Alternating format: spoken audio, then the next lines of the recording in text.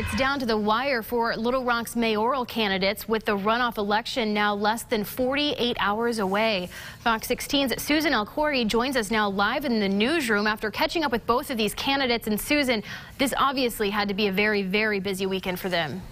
Yeah, Stephanie, both mayoral candidates, Baker Kurris and Frank Scott Jr., were out talking to voters today, definitely proving they're not slowing down in this final push until the runoff Tuesday.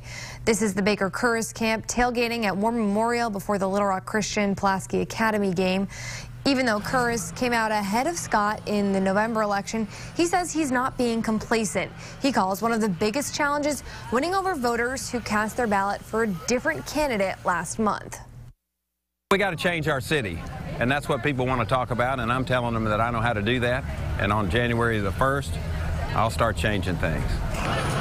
Kurris is hoping events like this will make a difference, since it's a more relaxed way to meet voters and get his message out.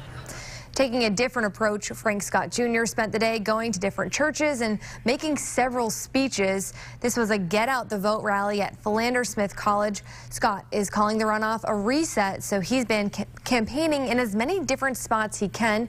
He's kept his message consistent since the start of the election and says he'll keep pushing that in the final days. If you want to unify the city and help us move from being disconnected to connected, if you want to secure our communities, if you want to make certain that we engage our youth so we don't lose them to the streets and make certain they reach their full potential, I think I'm your guy. Scott says he's not the underdog, even though he came into the runoff with less votes. He says that just pushed him to get out in the community more this time around. Both candidates tell me they'll be out stumping until the last minute. Early voting wraps up tomorrow. That's happening from 8 to 5 at the Pulaski County Regional Building at Markham and Broadway. Then, of course, polls open Tuesday. Back to you.